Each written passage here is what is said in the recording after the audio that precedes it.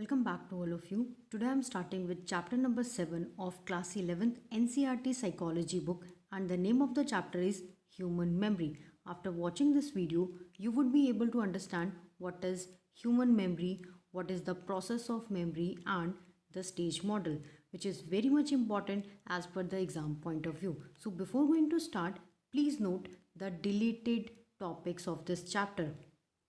Page number 139 to 142 topics are deleted if you are a student of CBSE board and your batch is 2020 and 2021. So let's start this video. So before going to start the first topic, let's understand little bit about the जिनकी वजह से आज हम ये topic पढ़ रहे हैं, हरमन एबिंगॉस। तो ये एक जर्मन साइकोलॉजिस्ट थे जिन्होंने लेट 19 सेंचुरी में बहुत ज़्यादा एक्सपेरिमेंट किए और ज़्यादातर एक्सपेरिमेंट इन्होंने अपने ऊपर ही किए। तो इनका मानना था कि जो जितना भी लर्न मटेरियल है, जितनी भी हमारी मेमोरी है, वो एकदम से कम्प्लीटली लॉस नहीं होती है। कई बार बहुत जल्दी लॉस हो जाती है वो, और कई बार उसको टाइम लगता है। नेक्स्ट साइकोलॉजिस्ट है हमारे पास फ्रेडरिक बार्टलेट। 1932 में इन्होंने भी काफ़ी ज़्यादा साइकोलॉजिकल रिसर्च किए, जिसमें इन्होंने कहा कि मेमोरी जो है वो एक एक्टिव प्रोसेस है और मेमोरी जो है वो एक कंस्ट्रक्टिव प्रोसेस है। मतलब हमारे पास में टाइम के साथ में स्टोरेज जो हम लोग कर रहे हैं, रिकॉल कर रहे हैं, रिट्राइव कर रहे हैं, कुछ भी चीज़ अपने माइंड के बीच में वो चेंज होगी और मॉडिफाई होगी according to need. So this is the first topic of your chapter, that is nature of memory. Nature of memory को समझने के लिए we have to understand what is memory. तो सिंपल डेफिनेशन अगर आपको पूछ ली जाए एग्जाम में व्हाट इज़ मेमोरी, तो आप लिखेंगे memory refers to retaining and recalling the information over a period of time, that's it. अब ये रिटेनिंग क्या है? It means to keep any information in to your mind, that is retaining. Recalling का मतलब होता है कि जो भी चीज़ आपने रिवाइज की, रिकॉल की, किसी भी टाइप की कोई इन्फॉर्मेशन, दैट इज़ रिकॉलिंग। एक टाइम पीरियड में उसको बोलते हैं आप लोग मेमोरी। अब मेमोरी की डेफिनेशन तो पता लग गई आपको कि कोई भी इंफॉर्मेशन है उसको रिटेन करना है, रिकॉल करना है over a period time, that is memory. लेकिन now there are some basic process जिनके थ्रू हम ह्यूमन मेमोरी को माइंड तक लेके आ रहे हैं। मतलब वो कुछ स्टेजेस के थ्रू हमारे पास आ रही हैं, जैसे एनकोडिंग, स्टोरिंग एंड रिट्राइवल। तो these are the 3 basic stages. अब आप इसको प्रोसेस भी बोल सकते हैं क्योंकि ये बेसिक प्रोसेस है जो 3 स्टेजेस के थ्रू हमारे माइंड तक पहुंच रहा है मेमोरी का। सो फर्स्ट स्टेज को समझते हैं ध्यान से, एनकोडिंग। एनकोडिंग जो इसकी फर्स्ट स्टेज है, इसमें कहते हैं कि इंफॉर्मेशन किसी भी टाइप की या फिर कोई भी इवेंट जो आपके सराउंडिंग में हो रहा है वो आप रिकॉर्ड कर रहे हो, रजिस्टर कर रहे हो फर्स्ट टाइम अपने माइंड में, दैट इज़ एनकोडिंग। जैसे इसका एग्जांपल अगर आप समझेंगे तो इस टाइम पे आप ये वीडियो चेक कर रहे हैं, वीडियो देख रहे हैं, आपके माइंड में ये रिकॉर्ड हो रही है, ये रजिस्टर हो रही है video, that is encoding. So the second stage is storage. First stage में आपने चीज़ों को एनकोड किया, मतलब रिकॉर्ड किया और रजिस्टर किया सिर्फ इंफॉर्मेशन को। सेकेंड स्टेज में क्या आपने उस इंफॉर्मेशन को स्टोर किया अपने माइंड में, अपनी मेमोरी में उसको स्टोर किया। जैसे आपने फर्स्ट में वीडियो सिर्फ रिकॉर्ड की अपने माइंड में, आपको ये वीडियो लर्न भी हुई, that is storage. So the third stage is retrieval. Retrieval एक थर्ड स्टेज है जिसमें हम कहते हैं कि मेमोरी जो है ना, इंफॉर्मेशन को कलेक्ट कर लिया, जिसने स्टोर कर लिया, that memory now bringing back to the storage information to do certain kind of various task. जैसे कॉग्निटिव टास्क हो जाएंगे, जिसमें एग्जांपल आ जाएगा प्रॉब्लम सॉल्विंग टास्क आ जाएगा, डिसीजन मेकिंग टास्क आ जाएगा। जो भी आप लोगों ने फर्स्ट में रिकॉर्ड किया, रजिस्टर किया, सेकेंड में आपने स्टोर किया, अब उसको यूज़ करने का टाइम आ गया। तो थर्ड वाले में whether you are using it properly, that is retrieval stage. Next topic है the stage model, which is very much important. और स्टेज मॉडल को अनदर नेम से भी जानते हैं हम लोग, मॉडल ऑफ मेमोरी या फिर मेमोरी मॉडल के हिसाब से भी। तो स्टेज मॉडल जो है ना, वो एक्चुअली पहले इस फिगर को या फिर इस मॉडल को समझने से पहले देख लेते हैं कि स्टेज मॉडल एक्चुअली दिया किसने था। तो अकिंसन और सिर्फिन 1968 में इन्होंने एक मॉडल तैयार किया जिसका एक नाम दे दिया गया इन्होंने, स्टेज मॉडल। अब स्टेज मॉडल में हमने पढ़ना क्या है, पहले इसके बारे में समझते हैं।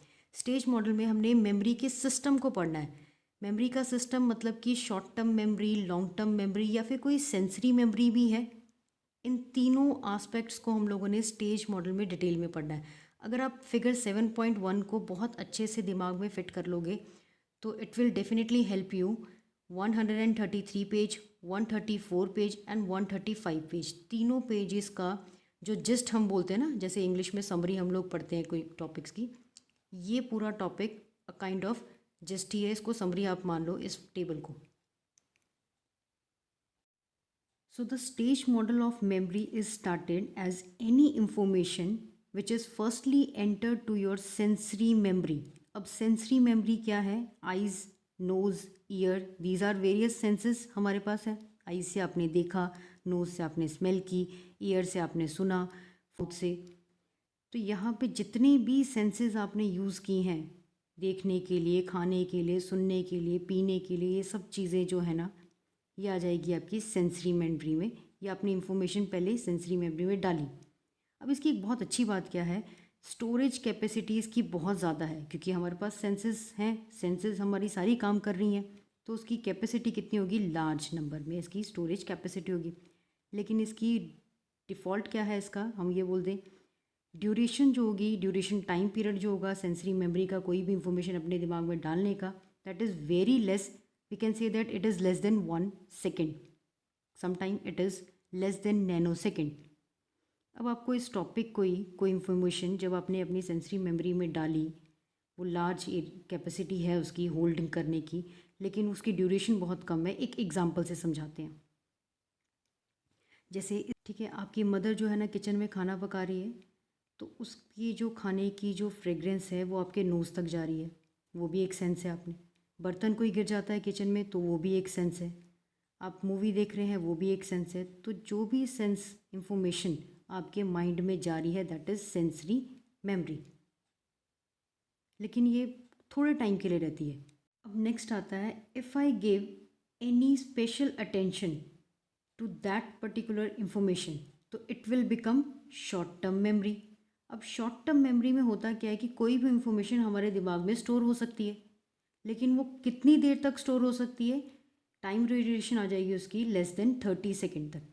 अब आप एक चीज़ नोटिस करो, यहाँ शॉर्ट टर्म मेमोरी के बीच में स्टोरेज जो कैपेसिटी है इसकी स्मॉल लिखी है। ये क्यों लिखी है small? Because we cannot give special attention to everything. हर एक इंफॉर्मेशन को हम अपनी स्पेशल अटेंशन नहीं दे सकते, इसीलिए शॉर्ट टर्म मेमोरी में जो स्टोरेज कैपेसिटी होगी इंफॉर्मेशन आने की, उसमें कोई अटेंशन किसी को अटेंशन दी जाएगी, तो इसीलिए उसकी कैपेसिटी कितनी होगी, स्मॉल। लेकिन एक चीज़ बढ़ जाएगी इसमें जिसको बोल देंगे टाइम ड्यूरेशन, जो आ जाएगी 30 सेकेंड तक।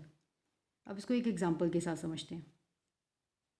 शॉर्ट टर्म मेमोरी के लिए मान लो कि आप किसी आई चेकअप के लिए डॉक्टर के पास जाते हो, और फिर वो आप देखते होंगे मोस्टली वो लोग क्या करते हैं कि अपने एक फ्रेम होता है उनके पास में, और उस फ्रेम में कुछ अल्फ़ाबेट्स लिखे होते हैं, कैपिटल लेटर में, स्मॉल लेटर में।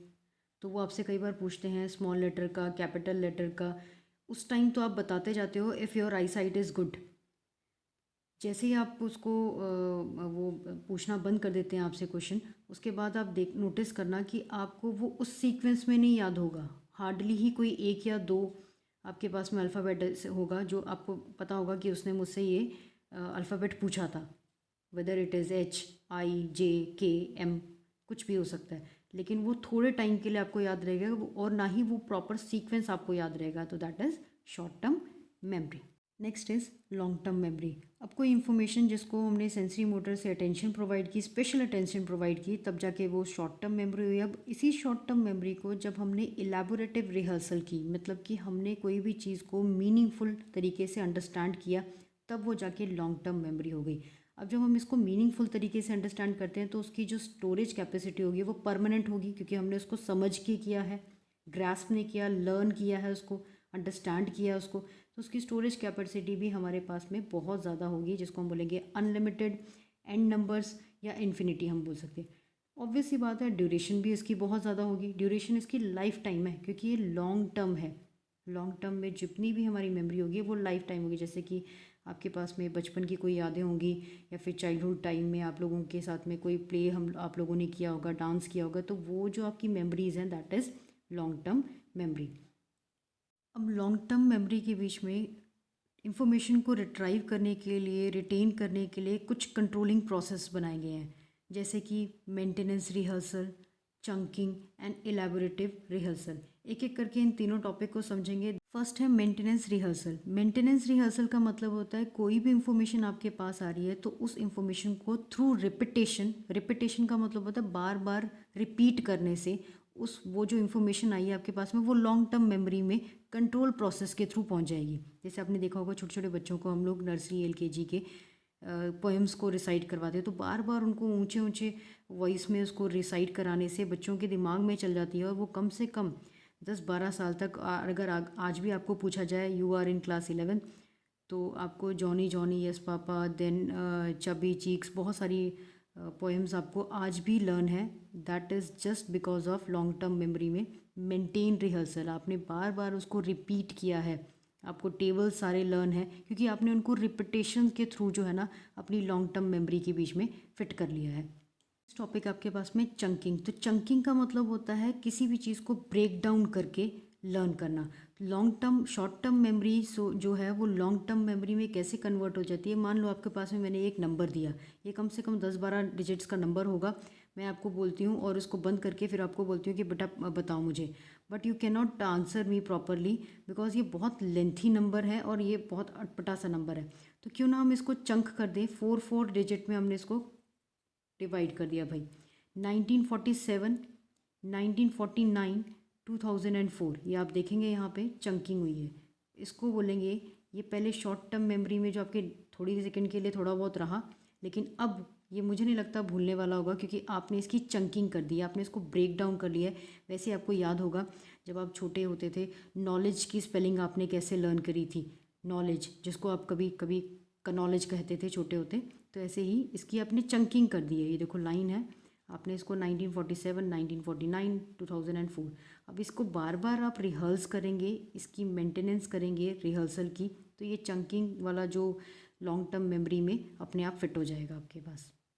नेक्स्ट है इलेबोरेटिव रिहर्सल। इलेबोरेटिव रिहर्सल मतलब जो भी शॉर्ट टर्म मेमोरी में हमारे पास इंफॉर्मेशन आई उसको लॉन्ग टर्म मेमोरी में कन्वर्ट करने के लिए we have to be very selective, elaborative करना पड़ेगा उसको। जो भी हमारे पास टॉपिक है उसको मीनिंग अच्छे से पढ़ना पड़ेगा, सिलेक्टिव अटेंशन देनी पड़ेगी उसको, तभी जाके हमारे पास जितने भी आपने देखा होगा वोकैबलरी, एक रीडिंग कर रहे हैं तो उसमें हमारी वोकैबलरी कईयों के पास बहुत अच्छी वोकैबलरी हो जाती है, कईयों के पास नहीं होती है क्योंकि उन लोगों ने उसमें बहुत अच्छे तरीके से अंडरस्टैंड किया होता है उसको वोकल रिपीटेशन दी होती है, उसको प्रॉपर हमने इंफॉर्मेशन को रिटेन किया होता है। इसीलिए वो जो शॉर्ट टर्म मेमोरी जो होती है वो कन्वर्ट हो चुकी है लॉन्ग टर्म मेमोरी में। किसके थ्रू हुई है? इलेबोरेटिव रिहर्सल, क्योंकि हमने उसको अंडरस्टैंड किया है, हमने उसको समझा है, हमने उसके प्रॉपर मीनिंग को ढूंढा है, इसीलिए इसको बोलते हैं हम लोग इलेबोरेटिव रिहर्सल।